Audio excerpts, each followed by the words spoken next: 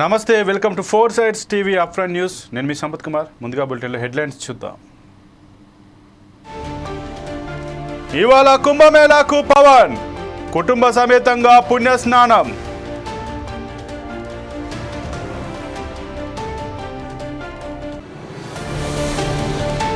గన్నవరం చేరుకున్న జగన్, జైల్లో ఉన్న వంశీకి పరామర్శ.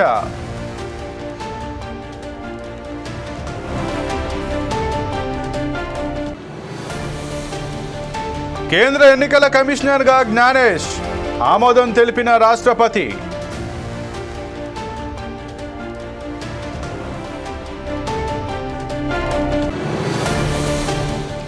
శ్రీవారి ఆర్జిత సేవ టికెట్లు విడుదల, నేటి నుంచి 20వ తేదీ వరకు రిజిస్ట్రేషన్.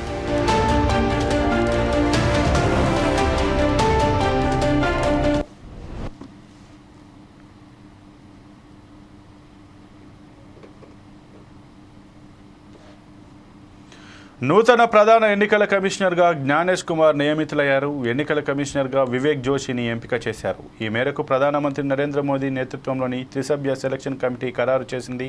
ప్రధాన ఎన్నికల కమిషనర్ పదవిని చేపట్టబోయే వ్యక్తుల పేర్లను ఈ నోటిఫికేషన్లలో వెల్లడించారు. కేంద్ర న్యాయశాఖ మంత్రి అర్జున్ రామ్ మేఘ్వాల్ నేతృత్వంలోని సెర్చ్ కమిటీ ప్రతిపాదించిన 5 అభ్యర్థుల జాబితాలో జ్ఞానేష్ కుమార్ను ప్రధాన ఎన్నికల కమిషనర్గా ఎంపిక చేశారు. నూతన సిఈసిని రాష్ట్రపతి ద్రౌపది ముర్ముకు సిఫార్సు చేసినట్లు అధికార వర్గాలు వెల్లడించాయి. అనంతరం సోమవారం రాత్రి భారత 26వ ప్రధాన ఎన్నికల కమిషనర్గా నియమిస్తూ రాష్ట్రపతి ఉత్తర్వులు జారీ చేశారు. ఫిబ్రవరి 19న జ్ఞానేష్ కుమార్ సిఈసిగా బాధ్యతలు స్వీకరించనున్నారు. సిఈసిగా జ్ఞానేష్ కుమార్ ఈ పదవిలో 2029 జనవరి 26 దాకా కొనసాగుతారు. అలాగే ఎన్నికల కమిషనర్గా జ్ఞానేష్ కుమార్ స్థానంలో హర్యానా క్యాడర్ ఐఏఎస్ అధికారి అయిన డాక్టర్ వివేక్ జోషిని నియమించారు. ఇక ఎన్నికల కమిషనర్ల నియామకాలకు సంబంధించి 2023లో తీసుకొచ్చిన చట్టం ప్రకారం ఇవి తొలి ఎంపికలు కావడం విశేషం. ప్రస్తుతం సిఈసిగా కొనసాగుతున్న రాజీవ్ కుమార్ పదవీ కాలం ఇవాల్టితో ముగియనుంది.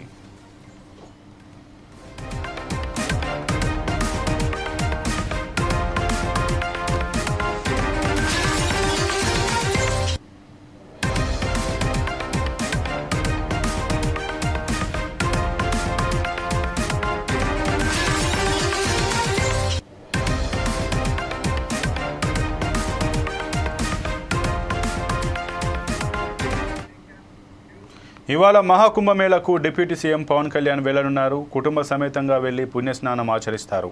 ఉత్తరప్రదేశ్లోని ప్రయాగ్రాజ్లో జరుగుతున్న మహాకుంభమేళా కోలాహలంగా కొనసాగుతోంది. ఈ మహాకుంభమేళాకు దేశ విదేశాల నుంచి అధిక సంఖ్యలో భక్తులు తరలివస్తున్నారు. ఈ క్రమంలో పవిత్ర త్రివేణి సంగమంలో స్నానమాచరించి ప్రత్యేక పూజా కార్యక్రమాలు నిర్వహిస్తున్నారు. ఇప్పటి వరకు 53 కోట్ల మందికి పైగా భక్తులు పుణ్యస్నానాలు ఆచరించినట్లు యూపీ సర్కార్ ప్రకటించింది. ప్రపంచంలోనే ఎంతమంది భక్తులు పాల్గొన్న మొదటి కార్యక్రమంగా కుంభమేళా రికార్డు సృష్టించింది. జనవరి 13వ తేదీన ప్రారంభమైన మహాకుంభమేళా ఈ నెల 26వ తేదీ శివరాత్రి వరకు కొనసాగనుంది. అయితే కుంభమేళాకు తెలుగు రాష్ట్రాల నుంచి కూడా భక్తులు భారీగా వెళ్తున్నారు. అంతేకాదు సినీ రాజకీయ ప్రముఖులు కూడా వెళ్తున్నారు. ఈ నేపథ్యంలో ఆంధ్రప్రదేశ్ డిప్యూటీ సీఎం వెళ్తున్నారు. ఇటీవల పవన్ కళ్యాణ్ పలు ఆలయాలను దర్శించుకున్నారు. సోమవారం మంత్రి నారా లోకేష్ దంపతులు కూడా కుంభమేళాకు వెళ్లి వచ్చారు.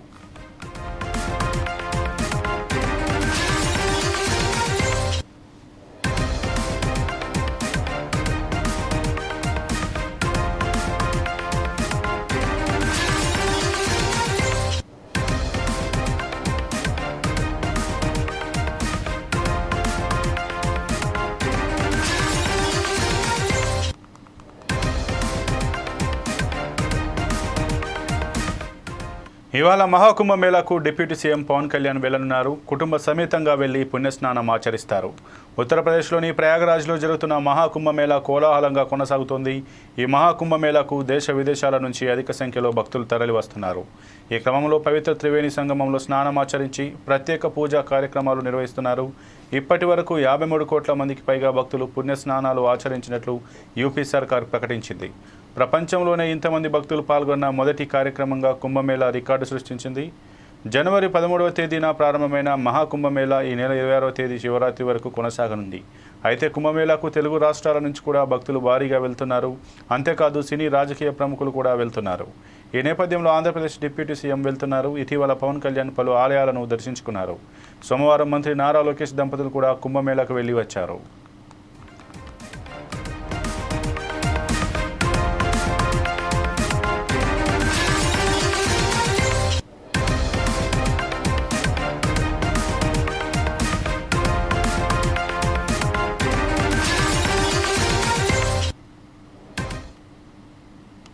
గన్నవరం మాజీ ఎమ్మెల్యే వల్లభనేని వంశీ అరెస్ట్ అయి విజయవాడ సబ్ జైల్లో రిమాండ్ ఖైదీగా ఉన్నారు. అయితే వంశీని వైసీపీ అధినేత మాజీ సీఎం జగన్మోహన్ రెడ్డి కలవనున్నారు. ఈ మేరకు ములాఖాత్ కానున్నారు. ఉదయం తాడేపల్లి ఇంటి నుంచి బయలుదేరి 10:30 జైలులో వంశీతో ములాఖాత్ అవుతారు. ఈ మేరకు పార్టీ శ్రేణులు కూడా సబ్ జైలు వరకు ఆయన వెంట వెళ్లనున్నారు. అనంతరం వంశీతో జగన్ భేటీ అయి ధైర్యం చెప్పనున్నారు. ఆ తర్వాత వంశీ అరెస్ట్పై జైలు బయట స్పందించనున్నారు. కాగా వ్యక్తిని కిడ్నాప్ చేశారనే ఆరోపణలతో వల్లభనేని వంశీని విజయవాడ కృష్ణలంక పోలీసులు అరెస్ట్ చేశారు. అనంతరం కోర్టులో ప్రవేశపెట్టారు. కోర్టు రిమాండ్ విధించడంతో విజయవాడ సబ్ జైలుకు తరలించారు. అయితే తనకు బెయిల్ ఇవ్వాలని విజయవాడ SC/ST కోర్టులో వంశీ పిటిషన్ దాఖలు చేశారు. పోలీసులు మాత్రం వంశీకి బెయిల్ ఇవ్వొద్దని కోర్టును కోరారు. అంతేకాదు మరింత విచారణ జరగాల్సినందున వంశీని కస్టడీకి ఇవ్వాలని కోరుతున్నారు. మరోవైపు మరో 2 కేసుల్లో PT వారెంట్లు రెడీ చేస్తున్నారు. ఇంకో కేసులో నిందితుడిగా చేర్చనున్నారు. ఈ నేపథ్యంలో వంశీతో జగన్ ములాఖాత్ చర్చనీయాంశంగా మారింది.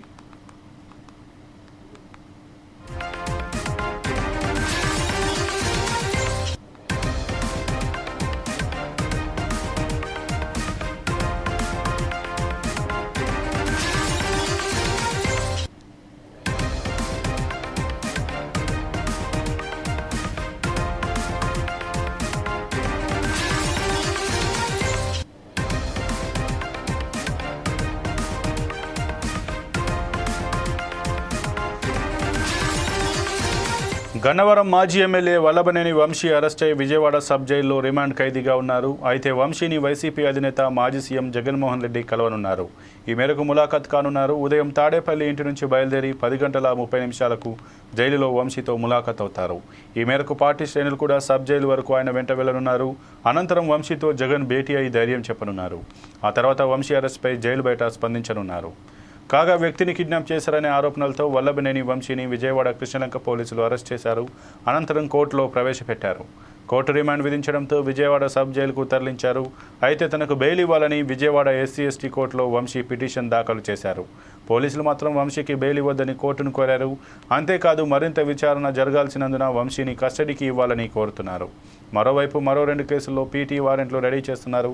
ఇంకో కేసులో నిందితుడిగా చేర్చనున్నారు. ఈ నేపథ్యంలో వంశీతో జగన్ ములాఖాత్ చర్చనీయాంశంగా మారింది.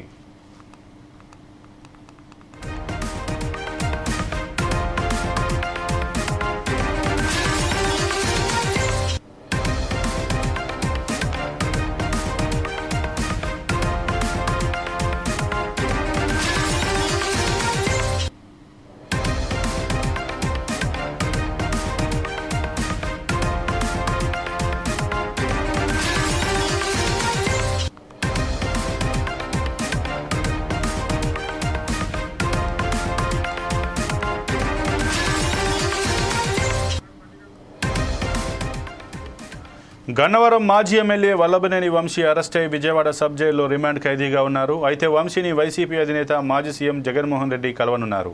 ఈ మేరకు ములాఖాత్ కానున్నారు. ఉదయం తాడేపల్లి ఇంటి నుంచి బయలుదేరి 10:30 జైలులో వంశీతో ములాఖాత్ అవుతారు. ఈ మేరకు పార్టీ శ్రేణులు కూడా సబ్ జైలు వరకు ఆయన వెంట వెళ్లనున్నారు.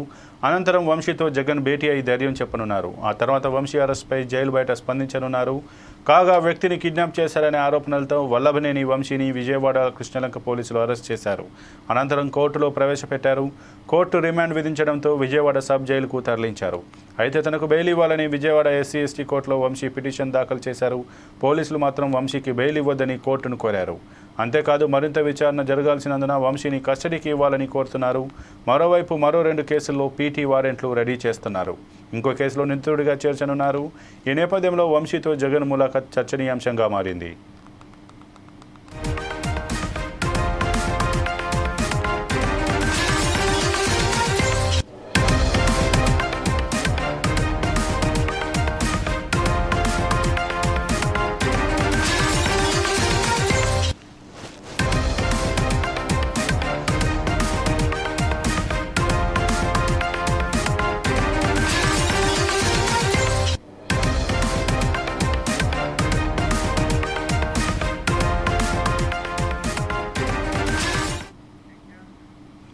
మే నెలకు సంబంధించి శ్రీవారి ఆర్జిత సేవ టికెట్లను టీటీడీ విడుదల చేసింది. సుప్రభాతం, తోమాల సేవ, అర్చన, అష్టదళ, పాద పద్మారాధన సేవలకు సంబంధించి నేటి నుంచి ఈ నెల 20వ తేదీ ఉదయం 10 గంటల వరకు ఆన్లైన్లో భక్తులు రిజిస్టర్ చేసుకోవచ్చు.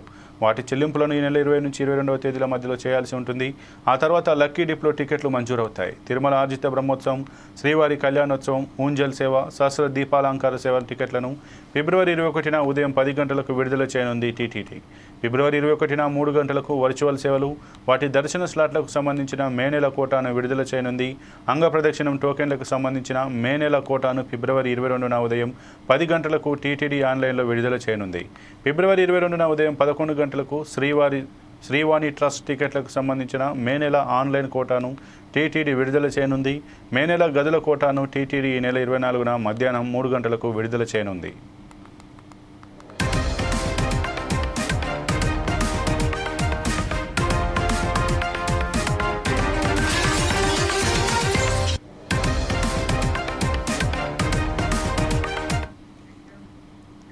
నాగర్ కర్నూలు జిల్లా మన్ననూరు గిరిజన గురుకుల పాఠశాల విద్యార్థులతో కలిసి రాత్రి కలెక్టర్ బస చేశారు. కామన్ ఫుడ్ మెనూ వచ్చిన తర్వాత మెస్ ఛార్జీలు 40% పెంచినట్లు కలెక్టర్ తెలిపారు. విద్యార్థులకు నాణ్యమైన భోజనం అందించేలా జిల్లా యంత్రాంగం కృషి చేస్తోందన్నారు. పిల్లల చదువులపై కలెక్టర్ ఆరా తీశారు.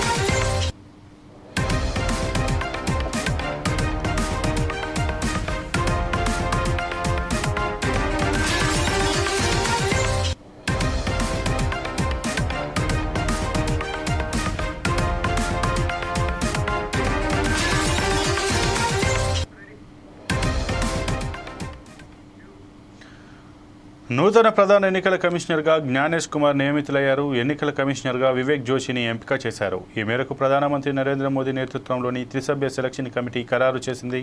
ప్రధాన ఎన్నికల కమిషనర్ పదవిని చేపట్టబోయే వ్యక్తుల పేర్లను ఈ నోటిఫికేషన్లలో వెల్లడించారు. కేంద్ర న్యాయశాఖ మంత్రి అర్జున్ రామ్ మేఘ్వాల్ నేతృత్వంలోని సెర్చ్ కమిటీ ప్రతిపాదించిన 5 అభ్యర్థుల జాబితాలో జ్ఞానేష్ కుమార్ను ప్రధాన ఎన్నికల కమిషనర్గా ఎంపిక చేశారు. నూతన సీఈసీని రాష్ట్రపతి ద్రౌపది ముర్ముకు సిఫార్సు చేసినట్లు అధికార వర్గాలు వెల్లడించాయి. అనంతరం సోమవారం రాత్రి భారత 26వ ప్రధాన ఎన్నికల కమిషనర్గా నియమిస్తూ రాష్ట్రపతి ఉత్తర్వులు జారీ చేశారు. ఫిబ్రవరి 19న జ్ఞానేష్ కుమార్ సీఈసీగా బాధ్యతలు స్వీకరించనున్నారు. సీఈసీగా జ్ఞానేష్ కుమార్ ఈ పదవిలో 2029 జనవరి 26 దాకా కొనసాగుతారు. అలాగే ఎన్నికల కమిషనర్గా జ్ఞానేష్ కుమార్ స్థానంలో హర్యానా క్యాడర్ ఐఏఎస్ అధికారైన డాక్టర్ వివేక్ జోషిని నియమించారు. ఎన్నికల కమిషనర్ల నియామకాలకు సంబంధించి 2023లో తీసుకొచ్చిన చట్టం ప్రకారం ఇవి తొలి ఎంపికలు కావడం విశేషం. ప్రస్తుతం సీఈసీగా కొనసాగుతున్న రాజీవ్ కుమార్ పదవీ కాలం ఇవాల్టితో ముగియనుంది.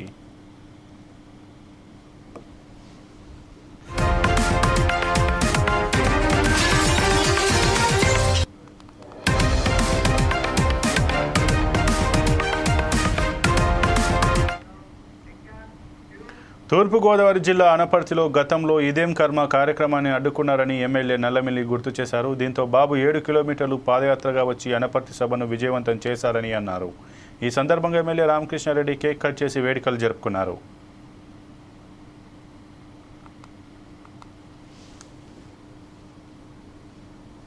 అనపర్తి నియోజకవర్గంలోనే కాదు, ఆంధ్రప్రదేశ్ రాష్ట్రంలోనే ఒక చరిత్రాత్మకమైన రోజు. ఆ రోజు ఇదేం కర్మ కార్యక్రమం ప్రజలను ఉద్దేశించి ప్రసంగించడం కోసం, ఇదేం కర్మ కార్యక్రమం నిర్వహించడం కోసం ప్రస్తుత ముఖ్యమంత్రి, ఆనాటి ప్రతిపక్ష నేత శ్రీ నారా చంద్రబాబు నాయుడు గారు అనపర్తి నియోజకవర్గానికి రావడం, ఆ రోజు ఇక్కడ స్థానిక శాసనసభ్యుడు ఒత్తిడి, వైసీపీ నాయకులు నియోజకవర్గంలోకి చంద్రబాబు నాయుడు గారిని అడుగు పెట్టనివ్వకూడదని పోలీసులు విశ్వ ప్రయత్నం చేయడం, దాన్ని ఆనాడు తెలుగుదేశం పార్టీ కార్యకర్తలు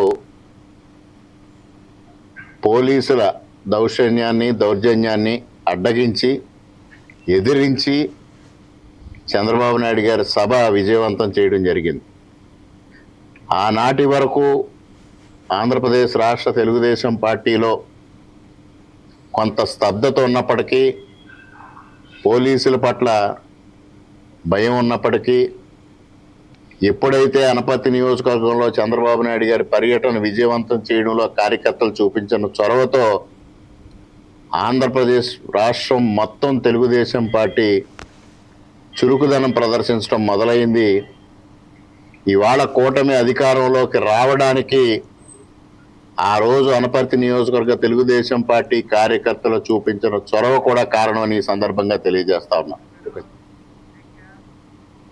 ఇక ఇవి ఇప్పటివరకు బులెటిన్లో ఉన్న అప్డేట్స్. మరిన్ని అప్డేట్స్ కోసం చూస్తూనే ఉండండి 4 Sides TV.